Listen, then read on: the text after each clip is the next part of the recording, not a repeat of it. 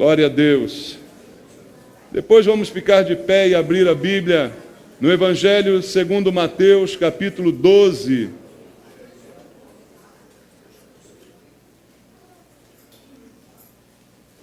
Evangelho segundo Mateus, capítulo número 12, a partir do versículo 10 até o versículo 21. Mateus, capítulo 12, do versículo 10 até o versículo 21.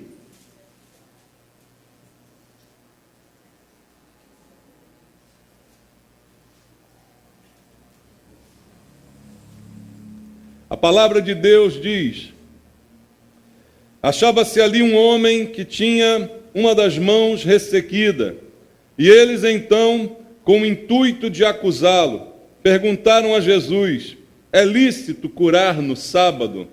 Ao que lhes respondeu: qual dentre vós será o homem que, tendo uma ovelha, e num sábado esta cair numa cova, não fará todo o esforço tirando-a dali? Ora, quanto mais vale um homem que uma ovelha. Logo, é lícito nos sábados fazer o bem. Então disse ao homem: estende a mão. Estendeu-a, e ela ficou sã como a outra. Retirando-se, porém, os fariseus, conspiravam contra ele, sobre como lhe tirariam a vida. Mas Jesus, sabendo disto, afastou-se dali. Muitos o seguiram, e a todos ele curou, advertindo-lhes, porém, que o não expusessem à publicidade, para se cumprir o que foi dito por intermédio do profeta Isaías: eis aqui o meu servo que escolhi, o meu amado, em quem a minha alma se compraz. Farei repousar sobre ele o meu espírito, e ele anunciará juízo aos gentios. Não contenderá, nem gritará, nem alguém ouvirá nas praças a sua voz. Não esmagará a cana quebrada, nem apagará a torcida que fumega, até que faça vencedor o juízo. Aí em seu nome esperarão os gentios. Amém. Graças a Deus. Pai, obrigado pela tua palavra e pela oportunidade que o Senhor nos dá, mais uma vez nesse dia, de ouvir a tua voz nesse lugar. E é esta doce e preciosa voz que nós queremos ouvir. Nenhum de nós está aqui interessado nos homens, com suas doutrinas, com suas filosofias de vida. O que queremos é a palavra de Deus, o verdadeiro alimento que sustenta a nossa vida, a palavra da verdade que liberta. É essa palavra, Pai, que nós temos a expectativa de ouvir esta noite. Portanto, te pedimos em oração, fala conosco aquilo que precisamos ouvir, Senhor, para que essa palavra faça diferença em nós. E eu te peço, ó Deus, usa a minha vida como um instrumento em tuas mãos, pois nada tenho para oferecer aos meus irmãos, senão receber do Senhor. Se o Senhor não me entregar, se eu não tiver a tua unção e o poder do Espírito Santo para ministrar a tua palavra. E é isto que eu te peço, junto com os irmãos, em nome de Jesus. Amém. Glória a Deus. Podem sentar, irmãos. Amados, esta é uma passagem que traz verdades preciosas para nós quanto à pessoa de Jesus. Há várias passagens na Bíblia que nos mostram Jesus solidário com a dor das pessoas, com o sofrimento das pessoas. Veja, a Bíblia diz que Jesus veio ao mundo para salvar, para buscar e salvar o perdido. É Deus se fazendo gente para substituir cada um de nós, levar sobre ele os nossos pecados e trazer salvação. Mas além disso tudo que conhecemos sobre Jesus, a Bíblia mostra, nas histórias que conta a respeito dele, como era a pessoa de Jesus, como ele se relacionava com as pessoas, como ele olhava, sentia, percebia a dor do ser humano, não é, irmãos? E a sua solidariedade em relação a isto. Veja, há muitas passagens bíblicas, e esta é uma delas, em que Jesus se compadece das dores, das fraquezas, daqueles que estão quebrantados, daqueles que se arrependem, daqueles que o buscam com sincero coração. E o Senhor está sempre atento a essas dores e a esses problemas da humanidade. E veja, Jesus veio ao mundo, como eu disse aqui na quarta-feira, num momento histórico importante. Não veio antes nem depois, veio na hora certa. A própria carta aos Hebreus declara isso logo no início, dizendo que Jesus veio na plenitude dos tempos. Foi no momento certo, mas foi um momento muito complicado, porque Jesus chega a um mundo em que os romanos estão dominando, em que o povo judeu, mais uma vez, está escravizado, né? Em que as pessoas estão sofrendo esta dominação, a religião está toda distorcida, o culto a Deus está todo contaminado, existia templo, mas não existia adoração verdadeira. É nesse contexto histórico que Jesus vem ao mundo. E ele encontra pessoas oprimidas em todos os sentidos. E nesses momentos Jesus manifesta o seu amor, manifesta a sua misericórdia. Mas, especialmente, por algumas atitudes, nós entendemos como Deus encara a dor e o sofrimento das pessoas. Hoje, nós não temos dias muito diferentes daqueles dias em que Jesus esteve aqui. Nós também vivemos opressões de todo tipo, vivemos problemas de todo tipo, e há muita gente também sofrendo. Mas Jesus está atento a esse sofrimento. Eu queria ler contigo o Salmo número 12, o versículo 5, para entendermos um pouco como Deus manifesta o seu amor em diversas situações que nós podemos passar. Salmo número 12, versículo número 5, a palavra de Deus diz: por causa da opressão dos pobres e do gemido dos necessitados, eu me levantarei agora, diz o Senhor, e porei a salvo a quem por isso suspira. Veja o que diz este versículo, é que Deus está atento ao suspiro do povo, ao clamor das pessoas, que passam por situações, como diz o texto, de opressão, opressão dos pobres, gemido dos necessitados. Irmãos, nós vivemos hoje dias assim também, não é só no tempo de Jesus que isso acontecia. Hoje o povo muitas vezes está oprimido. Há muita gente oprimida por um sistema financeiro injusto, não é? Por uma distribuição de renda injusta. E Deus está dizendo que Ele se levanta para ir de encontro àqueles que suspiram, que clamam a Ele em relação a essas coisas. E era assim no tempo de Jesus e continua assim até o dia de hoje.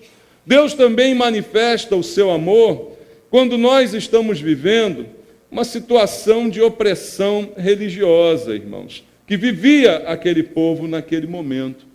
Um povo que tinha uma religião, mas que era uma religião completamente vazia, completamente desprovida de vida, de sentido, né? Era apenas um ritual que nada significava. Uma religião legalista, cristalizada, não é? Que nada fazia pelas pessoas. Olha para o texto aqui em Mateus capítulo 12. Nós lemos aqui a partir do versículo 10. Mas eu queria ler contigo o versículo 1 até o versículo 8 desse mesmo capítulo. Diz assim: por aquele tempo, em dia de sábado, passou Jesus pelas searas. Ora, estando os seus discípulos com fome, entraram a colher espigas e a comer. Os fariseus, porém, vendo isto, disseram: eis que os teus discípulos fazem o que não é lícito fazer em dia de sábado. Mas Jesus lhes disse: não lestes o que fez Davi, quando ele e seus companheiros tiveram fome? Como entrou na casa de Deus e comeram os pães da proposição, os quais não lhes era lícito comer, nem a ele, nem aos que com ele estavam, mas exclusivamente aos sacerdotes? Ou não lestes na lei que os sábados, os sacerdotes no templo, violam o sábado e ficam sem culpa? Por isso vos digo, aqui está quem é maior que o templo. Mas se vós soubesseis o que significa misericórdia quero e não holocaustos, não teríeis condenado inocentes, porque o Filho do Homem é Senhor do sábado. Veja que religião Jesus encontrou naquele tempo. Ele está tendo esse diálogo com os fariseus. Os fariseus são a nata da religião em Israel naquele momento. são as pessoas mais religiosas, são as pessoas que se diferenciam das outras pelas suas roupas, pelo seu modo de vestir, de andar, de falar, pelo seu comportamento, são os mais conhecedores da própria palavra de Deus e, no entanto, condenavam inocentes, porque não conheciam o principal, que disse Jesus ser: misericórdia quero e não sacrifícios. Veja em que contexto Jesus vem ao mundo. Em que a religião não serve para aproximar as pessoas de Deus, muito pelo contrário, serve para afastá-la, serve para excluí-las. É nesse contexto que Jesus está manifestando o seu amor. No contexto de dor, de opressão política, no contexto em que as pessoas estão massacradas por uma religião que não as aproxima de Deus, pelo contrário, as afasta, que só condena, que é legalista, que se comporta dessa maneira como estavam se comportando os fariseus. E mais adiante, no versículo 10, onde começamos a ler, a Bíblia conta uma outra história que logo se seguiu. Achava-se ali um homem que tinha uma das mãos ressequidas. E eles, então, com o intuito de acusá-lo, perguntaram a Jesus: é lícito curar no sábado? Ao que lhes respondeu: qual dentre vós, é a pergunta de Jesus, será o homem que, tendo uma ovelha, e num sábado esta cair numa cova, não fará todo esforço tirando-a dali? Ora, quanto mais vale um homem que uma ovelha? Logo, é lícito nos sábados fazer o bem? Então disse ao homem: estende a mão, estendeu-a, e ela ficou sã como a outra. Retirando-se, porém, os fariseus, o que eles faziam, irmãos? Conspiravam contra ele, sobre como lhe tirariam a vida. Enquanto Jesus quer dar vida, os religiosos querem tirar vida. Veja que coisa tremenda. Enquanto Jesus está preocupado com alguém que está sofrendo, os religiosos estão preocupados se aquele sofrimento está ou não de acordo com a suposta lei deles, a suposta religiosidade deles. Então é nesse contexto que a gente vê Jesus manifestando o seu amor e a sua graça, no meio de gente que valoriza mais os dogmas da sua própria religião do que o sentimento das pessoas. E o que Jesus faz? Jesus cura aquele homem. Jesus manifesta amor, graça, e ainda joga na cara daqueles fariseus o comportamento que eles tinham, mas que se recusavam a confessar. Ou seja, acusavam os outros, mas não olhavam para dentro de si mesmos. Jesus diz: qual de vocês, quando tem uma ovelha e esta cai num poço, não faz esforço para tirá-la, mesmo se for dia de sábado? Ah, vocês fazem muitas exigências com o sábado para os outros, mas para vocês mesmos vocês fazem exceções. Foi isso que Jesus disse para eles, mostrando que essa religião que eles adotavam tinha como princípio uma falsidade, tinha como princípio uma hipocrisia, e tinha como princípio uma total despreocupação com o sentimento, com a dor das pessoas. Religião, por sua origem, a palavra significa religar, religar o homem a Deus.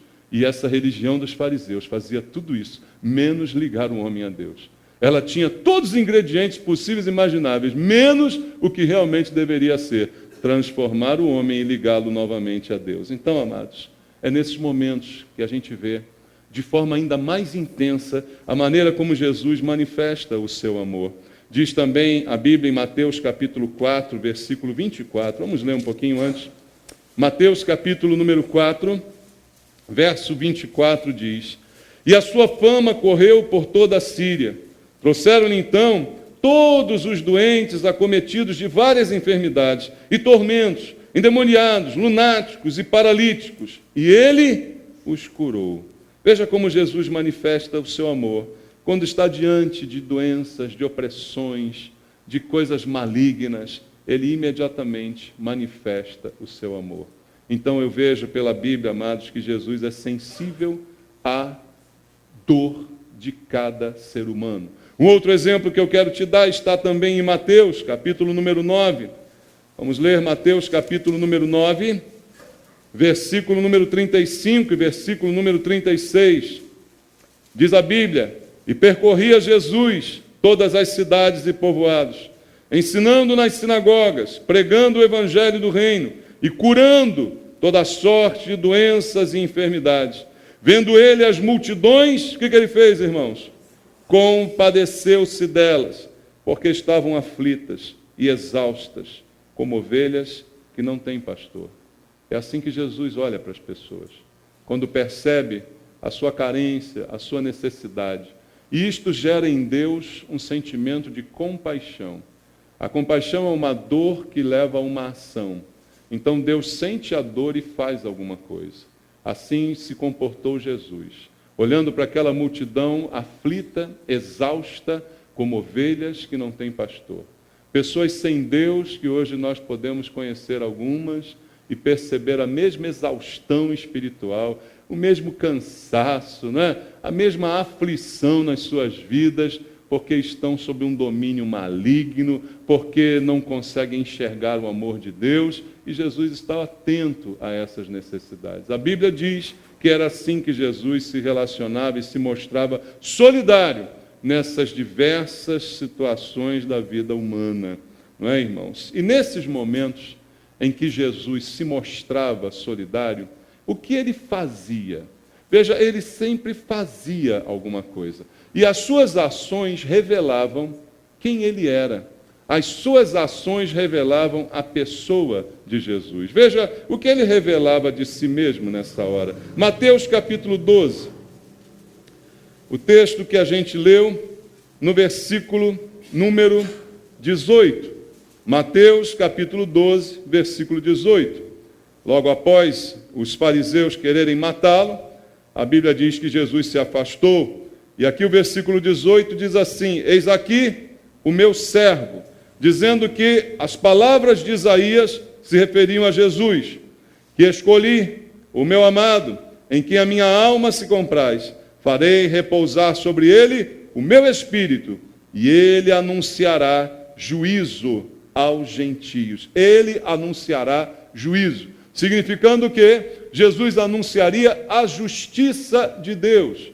Jesus anuncia a justiça de Deus através das suas ações, através das coisas que ele disse e através das coisas que ele fez. Ele anunciou em todo tempo a justiça de Deus. Mateus capítulo 12, versículo 19, logo depois, diz assim: não contenderá, nem gritará, nem alguém ouvirá nas praças a sua voz.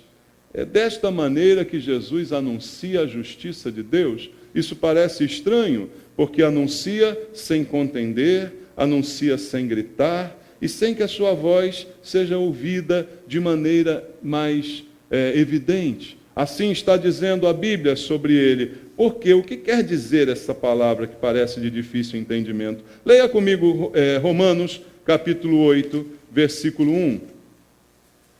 Romanos, capítulo número 8, no versículo número 1, a Bíblia diz assim: agora, pois, já nenhuma condenação há para os que estão em Cristo Jesus. Ele anuncia a justiça de Deus. E aqueles que se entregam a Ele, que aceitam sobre suas vidas esta justiça, esta vontade, este propósito, são guardados por Ele. E diz a Bíblia que já nenhuma condenação há sobre estes. E o texto do versículo 19 diz que Ele vai anunciar a justiça, mas não contenderá, nem gritará, nem alguém ouvirá a sua voz nas praças. O que eu entendo disso? Seu amor será anunciado, e não a acusação, irmãos. Veja como Jesus manifesta a sua graça. Em todo tempo, ao se relacionar com as pessoas, aquelas que estavam carentes, aflitas, necessitadas, possessas, doentes, a esta Jesus jamais acusou, mas sim amou, e por amor salvou. Aos fariseus religiosos que se achavam alguma coisa, ele acusou frontamente. A mulher surpreendida em adultério não é condenada, não é acusada, mas é salva. Entende como Jesus age? Mas o fariseu religioso hipócrita, ele condena com as palavras mais duras possíveis. É isso que significa mostrar o juízo de Deus. Mostrar o senso de justiça de Deus, que nem sempre é o nosso senso de justiça. Às vezes nós temos um senso de justiça completamente diferente do Deus. Muitos de nós querem ser mais justos do que Deus. Já é um problema, não é? E outros não conseguem entender como Deus consegue perdoar uma pessoa. Não conseguem entender como Ele pode manifestar o seu amor, porque não entendem a revelação da justiça de Deus. Mas a Bíblia diz, pelo profeta Isaías, e essas palavras são associadas a Jesus, que Jesus veio manifestar a justiça, mas sem gritaria, sem bradar sua voz nas praças, sem contender, sem brigar com ninguém, mas simplesmente amando, acolhendo e salvando. E aqueles a quem salvou, diz Romanos 8:1, já nenhuma condenação há sobre eles. Como ele disse àquela mulher surpreendida em adultério, tampouco eu te condeno. Vai e não peques mais. Não há mais acusação. Talvez depois desse episódio, muita gente ainda lembre daquela mulher. Sabe aquela mulher? Foi aquela que passou aquela vergonha, foi pega em adultério, ficou lá diante da praça. Muita gente vai lembrar ainda disso, mas Jesus disse, eu não condeno você. Você está salva. Embora todos possam te condenar, eu não condeno você. A sua vida é outra a partir de agora. Então é assim que Jesus manifesta o seu amor e que ele revela de si e de Deus através dessas coisas. No versículo 19, quando ele diz que não contenderá, ele diz que ele não entrará em contenda, em discussão, em violência, porque não é assim que as coisas de Deus se resolvem, não é?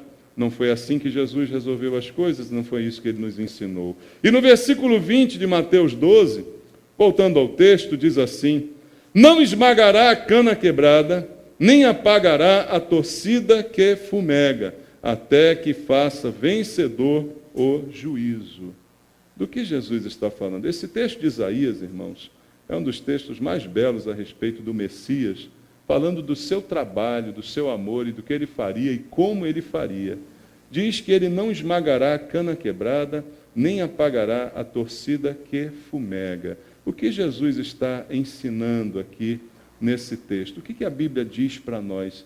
A cana quebrada somos nós, irmãos. Cada um de nós já um dia foi uma cana quebrada, né? Alguns aqui podem contar um testemunho, podem falar da sua vida antes de Cristo, e mostrar a verdadeira cana quebrada que a gente era, né? Cheio de mazela, cheio de complicação, cheio de esquisitice, né? Muitos de nós eram assim. A religião talvez nos esmagasse, talvez terminasse por nos destruir, mas a Bíblia diz que Jesus não. Jesus não veio esmagar a cana que já está quebrada. Não veio apagar aquele paviozinho que ainda está com um pouquinho de chama nele, fumegando ainda. Muito pelo contrário, ele vem acender de novo essa chama. Ao passo que a religião, muitas vezes, com prazer apaga, com prazer esmaga, com prazer soterra. Mas Jesus, a Bíblia diz, não foi isso que ele veio fazer. Pelo contrário, ele veio preservar, ele veio acender a nossa chama e não apagá-la. Porque cada um que está morto em seus delitos e pecados, essa é a situação que a Bíblia diz, todos estávamos antes de conhecer a Cristo. Vamos chutar cachorro morto, irmãos? É a expressão que se usa aí, não é? Jesus vai matar o que já está morto, vai quebrar o que já está quebrado, vai apagar o que já está apagando. Não foi para isso que ele veio. Por isso ele disse, eu vim buscar e salvar o perdido. Eu vim lidar com esse tipo de gente, gente quebrada, gente que está apagando, gente que já não tem mais uma chamazinha de fogo na sua vida, já está completamente escurecido, e é esse tipo de gente que Jesus veio salvar, o perdido.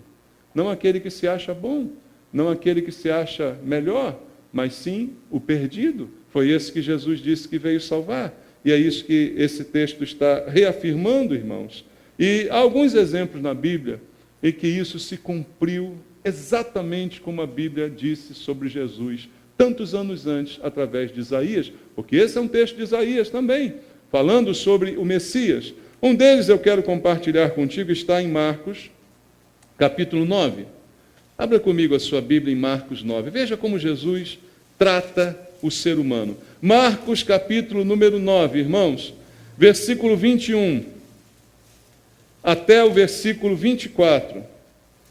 Marcos, capítulo 9, do versículo 21 ao 24. Diz assim: Perguntou Jesus ao pai do menino: há quanto tempo isto lhe sucede? Desde a infância, respondeu. E muitas vezes o tem lançado no fogo e na água para o matar. Mas, se tu podes alguma coisa, tem compaixão de nós e ajuda-nos. Ao que lhe respondeu Jesus: se podes, tudo é possível ao que crê. E imediatamente o pai do menino exclamou com lágrimas: eu creio, ajuda-me na minha falta de fé. Irmãos, esse texto é um texto que sempre mexeu comigo quando eu li na Bíblia essa situação. Nós estamos falando aqui de um pai que está com seu filho possesso de um espírito maligno, que está arrebentando com a vida do menino. E isso não durou um mês ou um ano. Segundo o texto, isso é desde que o menino era pequeno. Desde que o menino é pequeno, esse pai luta com a situação desse garoto. E o espírito maligno, diz aqui a Bíblia, às vezes lançava ele no fogo, às vezes lançava ele na água, de alguma forma queria arruinar com a vida dele. E o pai assistindo isso desde a infância do seu filho. Irmãos, eu não sei qual é o sofrimento de cada um de nós aqui, nem o que você já passou na vida, nem o que você talvez esteja passando agora, mas eu sei que essa situação aqui é uma situação terrível, né? Que eu creio que nenhum de nós gostaria de experimentar. E se estamos experimentando, é algo extremamente desconfortável. Você ter um filho, você ter alguém que você ama, que é querido seu, e você vê-lo nessa situação sem poder fazer nada. Um demônio pega ele, joga na água, pega ele, joga no fogo, depois é você que vai cuidar das feridas dele, é você que vai limpá-lo, é você que vai tratá-lo. E isso se repete constantemente. Entra dia, sai dia, esta situação se repete. E esse homem não tem mais nenhuma esperança, não tem mais nenhum alento na sua vida. Imagina a situação da pessoa, há tantos anos vivendo isso. O que ela sente? Sei que ela sente, ela está descrente, ela está, assim, numa situação desesperadora, não sei o que eu faço. Essa é a situação desse homem. E aí ele chega diante de Jesus, e Jesus conversa com esse homem, não é? E Jesus ouve desse homem a seguinte frase: se tu podes alguma coisa, tem compaixão de nós e ajuda-nos. E aí eu fico pensando nesse tipo de conversa. Eu vejo alguns fariseus duvidando de Jesus, escarnecendo de Jesus, e Jesus, chumbo grosso em cima deles, né? Raça de víbora, como dizia João Batista, né? Só chumbo grosso em cima dos caras. Mas esse homem, com esse problema, que Jesus conhece e sabe, ele diz para Jesus uma coisa meio esquisita. Ele diz: se você pode alguma coisa. Era assim meio que um desabafo, né? Eu não sei se o senhor pode, se não pode, mas se pode alguma coisa, faz alguma coisa, né? Porque eu não tenho mais recurso, não tenho mais o que fazer, não sei mais no que crer. E veja, Jesus não fica chateado com isso que o cara falar, né? Ele não fica triste, não repreende o cara. Que é isso? Está falando o quê de mim? Que negócio é esse? Se podes alguma coisa? Pelo contrário, Jesus faz uma afirmação: se podes, tudo é possível ao que crê. Ele não diz: eu sou o cara, eu posso. Ele diz: você pode, se você crer. Ele diz: é você que pode, se você acreditar. E transfere para o cara esse desafio de crer. Mas um desafio de crer no momento em que já não há mais espaço para crer. No momento em que a dor, que o sofrimento já tomou conta da sua vida de uma maneira que a gente não consegue nem imaginar, nem descrever. E ele devolve isso para o cara, mas sem brigar com o cara, sem repreender o cara, sem xingar o cara, sem nada. Ele só diz para ele isso: tudo é possível ao que crê. E aquele pai escuta isso, e ele dá uma declaração aqui impressionante. E imediatamente o pai do menino exclamou, chorando, exclamou com lágrimas: eu creio, ajuda-me na minha falta de fé. Eu nunca vi alguém dizer que crê e não tem fé ao mesmo tempo. Você já viu? É só nesse texto que isso acontece. Alguém diz que crê, mas ao mesmo tempo diz que não crê. Alguém diz que crê, mas ao mesmo tempo confessa que não tem fé. E isso é dito para Jesus. E aí, talvez os pregadores da prosperidade dissessem assim: não tem fé, por isso não será curado, desgraçado. Continua. Não tem fé, já era. Está morto, está perdido. É ou não é, irmãos? Mas Jesus não prega o evangelho da prosperidade. Aliás, Jesus não está nem aí para essas teologias, né? Não está nem aí para essas invencionices humanas, para essas formulinhas que a gente inventa para ser abençoado. Irmão, bota uma coisa na tua cabeça: não tem fórmula. Não tem fórmula. Deus não é tão previsível assim quanto a gente imagina que seja. Para os fariseus, ele falava com ele, e esse cara faz uma declaração dessa, mas o que ele está mostrando? A sinceridade do seu coração, na mais simples expressão de sinceridade. Ele está dizendo: se o senhor pode alguma coisa, eu já ouvi falar do senhor aí, as pessoas estão dizendo que o senhor faz, acontece, eu não sei mais o que eu faço. Está aqui meu filho, olha aí o estado dele. Mas se o senhor pode alguma coisa, Jesus pode. Tudo é possível que crê. E aí ele começa a chorar e diz: eu creio, mas me ajuda, porque o que eu creio eu não sei se dá para alguma coisa. Porque na verdade eu tenho uma falta de fé enorme. Porque eu estou vendo isso tudo acontecer e eu não consigo ter fé desse jeito. Então eu creio, mas não consigo crer. E aí Jesus simplesmente vai e cura. Vendo Jesus que a multidão concorria, repreendeu o espírito imundo, dizendo: espírito mudo, surdo, eu te ordeno, sai desse jovem e nunca mais torne a ele. E ele, clamando e gritando muito, saiu, deixando como se estivesse morto, a ponto de muitos dizerem: morreu. Mas Jesus, tomando pela mão, o ergueu e ele se levantou. Jesus fez isso sem nenhuma declaração de fé do cara, sem nenhuma frase de efeito. Simplesmente o cara disse a frase mais esquisita que eu já ouvi na Bíblia: eu creio, me ajuda na minha falta de fé. Foi isso que ele disse. Mas isso foi o suficiente para Jesus, porque Jesus encontrou ali uma cana quebrada, um pavio fumegando, quase apagando. O cara que diz: eu creio, sabe, porque ainda tem uma faísquinha aqui, mas está quase apagando, então me ajuda na minha falta de fé. Eu não tenho mais combustível para alimentar essa fagulha. Mas a Bíblia diz: Jesus não veio apagar a torcida que fumega, não veio esmagar a cana quebrada. Então ele vai restaurar o cara, ele vai mudar a vida dele, vai livrá-lo do seu problema, não porque ele fez por merecer, não porque ele declarou as palavras certas, o rema. Não é por isso que Jesus vai fazer alguma coisa por ele, mas porque Jesus não veio esmagar a cana quebrada, nem apagar aquele que está quase apagando. E esse texto mostra para mim essa verdade. E isso traz para nós, irmãos, esperança. Volta lá em Mateus capítulo 12, no versículo 21. Depois que fala das palavras de Isaías, conclui o texto da profecia dizendo: no seu nome esperarão os gentios. Há esperança para nós. Irmãos, somos nós os gentios. E Jesus trouxe esperança para nós. Em Jesus nós temos esperança. Porque embora eu possa estar quebrado, apagado, tudo de ruim, eu posso acreditar que Ele não veio para me apagar mais ainda, para me quebrar mais ainda, mas Ele veio para me resgatar. Ele veio para me dar esperança. Ele veio para ser a esperança de todo aquele que acredita nele, de todo aquele que confia nele. E é isso que a Bíblia fala a respeito de Jesus. E é assim que Jesus se relaciona com a dor, com a injustiça, com o sofrimento das pessoas. E isso foi mostrado ao vivo e a cores por Jesus, enquanto aqui esteve.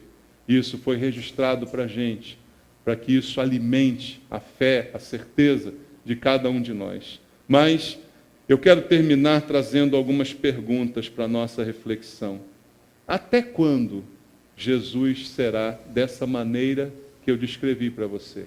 Até quando Jesus será deste jeito que eu anunciei para você esta noite? O versículo 20 do capítulo 12 diz: não esmagará a cana quebrada, nem apagará a torcida que fumega, até que... Tem um tempo aqui, concorda? Até que faça vencedor o juízo. Até que o juízo prevaleça. O juízo que ele veio anunciar prevaleça. Então, há um tempo para que Jesus seja desta forma. Até que o juízo chegue. Até o dia do juízo. Então, nós estamos hoje no dia da graça de Deus. Nós estamos hoje no dia da restauração, no dia em que é possível sair da morte para a vida, no dia em que é possível experimentar a cura, a libertação. Isso tudo é hoje, irmãos. Mas haverá um dia em que nada disso mais estará disponível. Haverá um momento em que não haverá mais oportunidades, até que faça prevalecer o juízo, até que o juízo de Deus se estabeleça. E eu quero ir contigo a Isaías, capítulo 42, no versículo número 4, em que a Bíblia vai começar a descrever para nós este juízo. Isaías, capítulo 42, versículo 4. Não desanimará, nem se quebrará, até que ponha na terra o direito, e as terras do mar aguardarão a sua doutrina. O juízo da doutrina de Deus, do ensinamento de Deus, se estabelecerá. O mesmo capítulo de Isaías, a partir do versículo 8 até o versículo 20, a palavra de Deus diz: eu sou o Senhor, este é o meu nome, a minha glória, pois, não a darei a outrem, nem a minha honra as imagens de escultura. Eis que as primeiras predições já se cumpriram, e novas coisas eu vos anuncio, e antes que sucedam, eu vou-las farei ouvir. Cantai ao Senhor um cântico novo, e o seu louvor até as extremidades da terra. Vós, os que navegais pelo mar, e tudo quanto há nele, vós, terras do mar e seus moradores, alcem a voz o deserto e as suas cidades e as aldeias habitadas, porque dá. Exultem os que habitam nas rochas e clamam no cimo dos montes. Deem honra ao Senhor e anunciem a sua glória nas terras do mar. O Senhor sairá como valente, despertará o seu zelo como homem de guerra. Clamará, lançará forte grito de guerra e mostrará a sua força contra os seus inimigos. Por muito tempo me calei, estive em silêncio e me contive, mas agora darei gritos como que a parturiente, e ao mesmo tempo ofegarei e estarei esbaforido. Os montes e os outeiros devastarei, e toda a sua erva farei secar. Tornarei os rios em terra firme e secarei os lagos. Guiarei os cegos por um caminho que não conhecem. Fá-los-ei andar por veredas desconhecidas. Tornareis as trevas em luz perante eles e os caminhos escabrosos planos. Estas coisas lhe farei e jamais os desampararei. Tornarão atrás e confundir-se-ão de vergonha os que confiam em imagens de escultura. E as imagens de fundição dizem: vós sois nossos deuses. Surdos, ouvi, e vós cegos, olhai, para que possais ver. Quem é cego como meu servo, ou surdo como meu mensageiro, a quem envio? Quem é cego como meu amigo, e cego como servo do Senhor? Tu vês muitas coisas, mas não as observas. Ainda que tens os ouvidos abertos, nada ouves. O texto descreve o juízo de Deus. O texto descreve em que um momento, como vimos no outro texto, Jesus não gritará, mas nesse momento do juízo, sua voz se fará ouvir e o juízo de Deus será estabelecido. Mas diz a Bíblia que nós, aqueles que confiamos no Senhor, e não nas imagens de escultura, nós seremos e receberemos dele um tratamento todo especial. Mas Jesus será assim, bondoso e misericordioso, até o dia do juízo. Mas, amado, no dia do juízo, não espere mais bondade nem misericórdia. Toda bondade, toda misericórdia, toda compaixão estão disponíveis agora. Não importa o que você fez, não importa o que você esteja fazendo. Se você hoje determinar deixar de fazer, há esperança para você. Ele dirá a mesma coisa que disse para aquela mulher adúltera. Tampouco eu te condeno. Vai e não peques mais. Viva a vida diferente que eu te dou agora. Porque eu não vim te esmagar, nem te apagar. Eu vim te restaurar. Então eu deixo para você o convite que fez Jesus. Lá em Mateus capítulo 11, versículo 28, até o versículo 30, Jesus disse também uma das mais bonitas palavras que ele proferiu. Em Mateus capítulo 11, do versículo 28 até o versículo 30. Vinde a mim, todos os que estáis cansados e sobrecarregados, e eu vos aliviarei. Tomai sobre vós o meu jugo, e aprendei de mim, porque sou manso e humilde de coração, e achareis descanso para a vossa alma, porque o meu jugo é suave e o meu fardo é leve. Ele está hoje convidando. Hoje ele está dizendo, venha a mim e descanse em mim. Aprenda comigo. Ele está dizendo que o fardo que ele tem para você é leve, que o jugo que ele pode colocar é suave, infinitamente menor do que qualquer outro que você esteja levando sobre a sua vida. Que o jugo do pecado, que o peso da rebeldia, ele está dizendo, eu vou tirar isso de sobre você e colocarei sobre você o meu fardo que é leve, o meu jugo que é suave.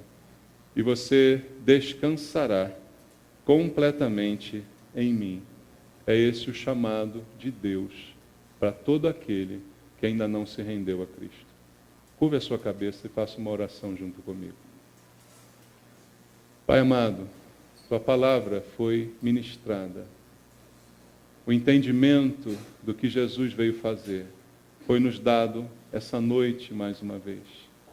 Agora, Senhor, que a tua palavra cumpra os teus propósitos, que ela sirva para aquilo que ela foi ministrada.